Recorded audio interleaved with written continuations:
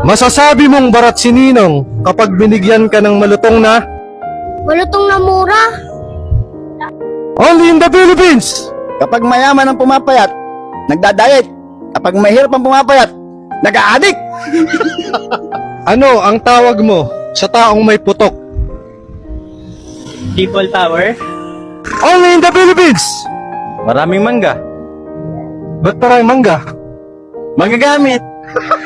Ano ang tawag kapag sumasayaw ang grupo ng mga chismosa? Dog show.